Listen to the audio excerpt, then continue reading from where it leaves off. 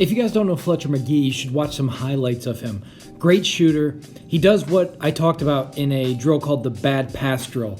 It's where you catch the ball, and whatever spot you catch the ball, you go up and shoot. You don't really bring it back to center and then up. Let's say you catch it on the far left side, you go from the far left straight to the shooting pocket. He's great at that. He's also great. It's a drill I do with a lot of athletes when I work with them, or I used to work with basketball players on the court.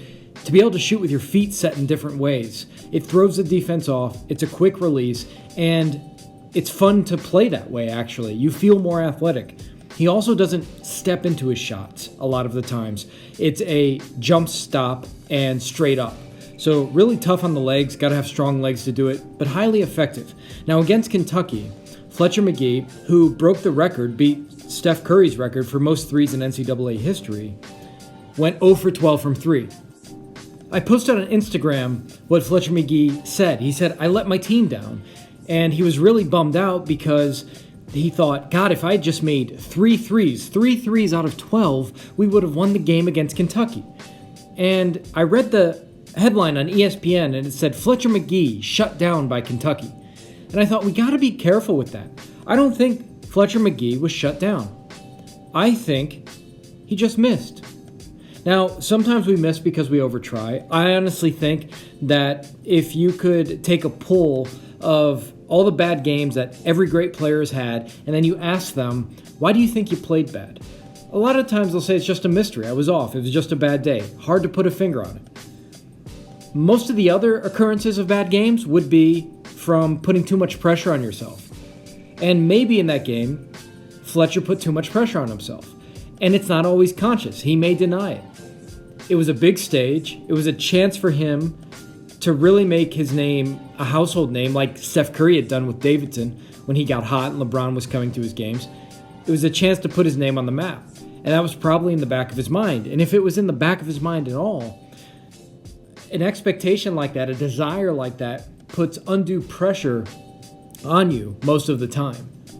It very seldom works out when you put more pressure on yourself than you should.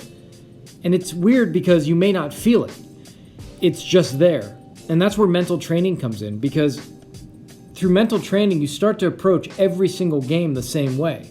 And you always hear it said you should approach every game like it's your last. And I did a video on this a few videos ago, and how that puts undue pressure, makes you overtry. What you actually want to do is approach every game almost like it's a game in the middle of the season and you're having a good season. What I mean is, you go into the game, and when you're in the game, you feel confident because you've had a good season leading up, so you're expecting to play well. And then you're excited because you've been playing well. But there's also a future. And when you have a future, there's less pressure on yourself. You know, there's a lot of guys in the NBA who shoot well with, let's say, 10 seconds on the clock rather than 1 second on the clock. And in analogy, I think the reason they shoot slightly better with 10 seconds on the clock is because if you miss, there's this chance that you could get a rebound and get the ball back and have a second chance. If you shoot when the buzzer's going off, well, you either miss or you make. It's very binary. It's black and white. If you play every game like it's your last, now some guys like that, and I think you guys listening like that 3-2-1 and shoot at the buzzer. But I'm saying, when you relate it to a game, if you approach a game like it's the middle of the season rather than a last game, okay, then there's still a release valve for that pressure. There's still a chance in your mind that you'll be able to play again and redeem yourself. But if you go into every game like, this is my last game, you put too much pressure on yourself and it throws you off. And when you do something like shooting, when you're a marksman, it takes very little to beat off. So you don't want to put any extra force on your game, any extra force on your shot, consciously or unconsciously. Now, ESPN and all the headlines said Fletcher had shot bad because of Kentucky's defense. They shut him down. I don't think that's the case. You know, most honest competitors will tell you, listen, that defense got to me. I have to work on that. I have to become more athletic. I have to become quicker. I need to mix it up a little more, go to the hole, shoot some more mid-range. Fletcher said, they didn't make me miss. I just missed my shots. And that's what we're talking about here. Why did he miss? I believe him. I watched that game. I saw him hit the same kind of shots against North Carolina that he missed against Kentucky. The question becomes, will this impact him long term? Will he be like John Starks? I think John Starks in a Game 7 went 2 for 17. He was never the same player. You can think of someone like Nick Anderson, who played for the Orlando Magic in the 90s. You can look this up, YouTube it. Nick Anderson missed free throws.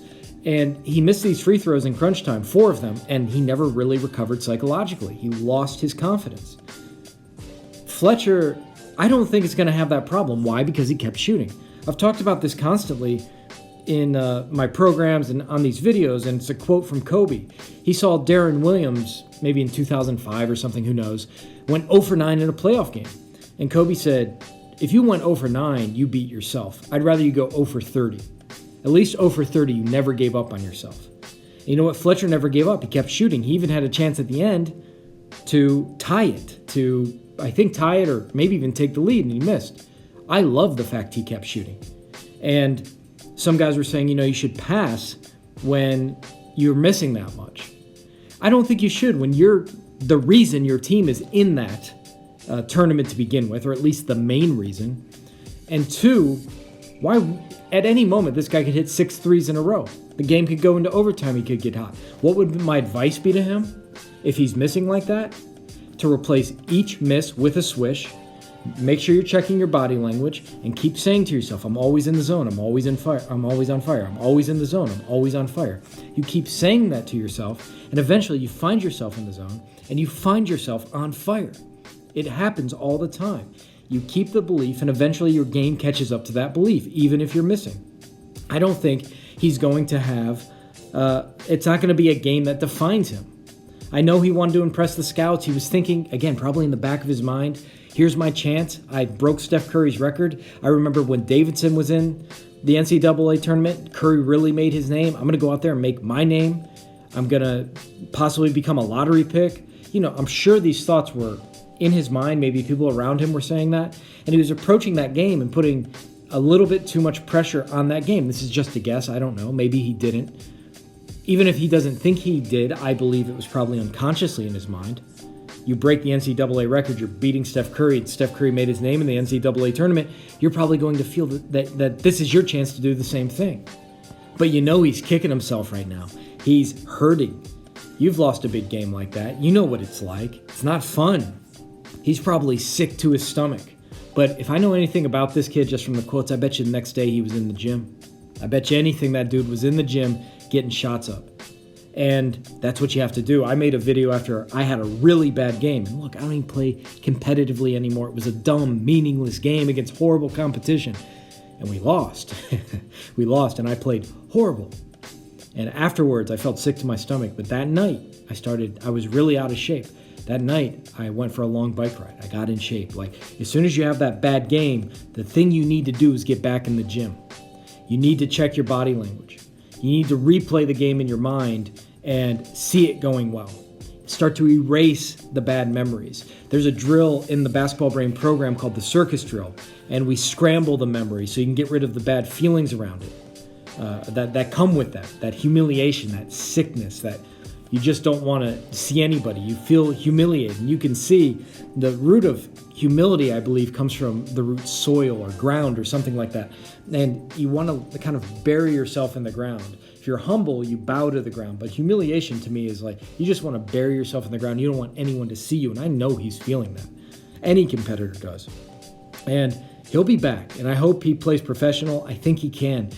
He said, it kills me because people are saying the Kentucky didn't mess with my shots and I was 0 for 12. If I just make 3 threes, we win the game.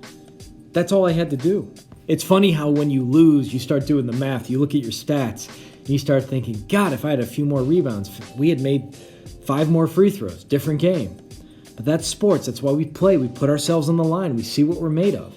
But just because you fail in a big moment or you don't come through in a big moment doesn't mean that you're a failure. It doesn't mean that will define you for the rest of your big games. Maybe you start to approach it like it's a game in the middle of the season. That's healthier psychologically, I think.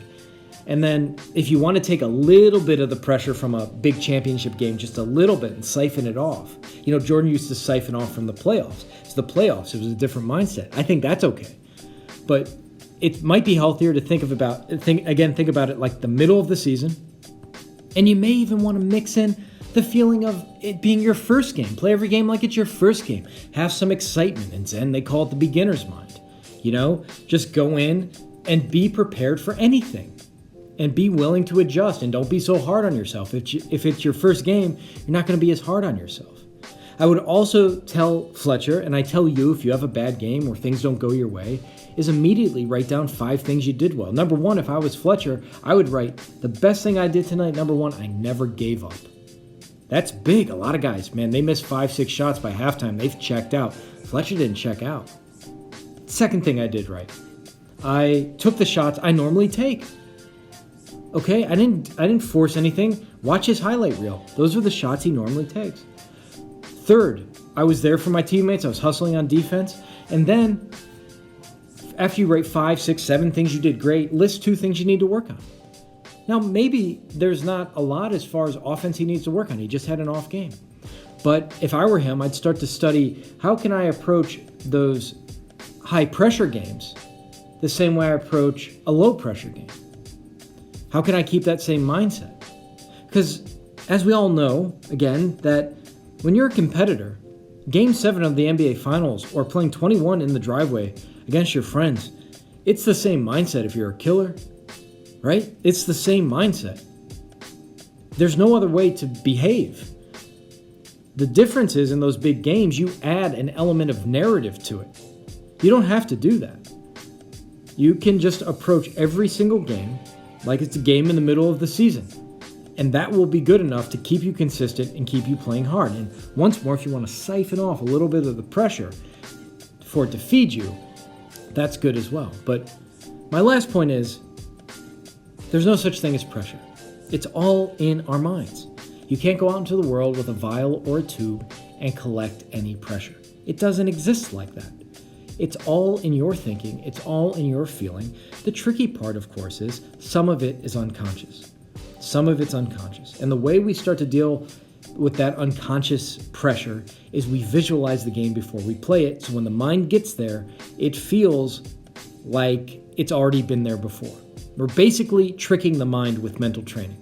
We're getting the mind to believe it's done something it's never done before. So when it's there, it doesn't resort to flight or fight symptoms. We keep it calm. We keep it cool. Instead of functioning on adrenaline, we focus on zenolin. And by zenolin, I mean a zen, calm mind state, not adrenaline. Okay? So keep that in mind. Fletcher, if you ever hear this, I love the way you attack that game. And I look forward to seeing you playing professional ball at some level, hopefully the NBA. Just keep it up. Hold your head high. You went after it. It was awesome to watch, even though you missed. I love the way you attack the game. And that's the same for all of you guys. If you're playing bad and you keep attacking and you hold your head high and the next day you get back in the gym and you attack some more, you're always attacking, you're winning. Even if for the moment it feels like you're losing and you're a failure, you're actually a triumph. Please like, subscribe, hit the notification bell. Talk to you soon. Bye.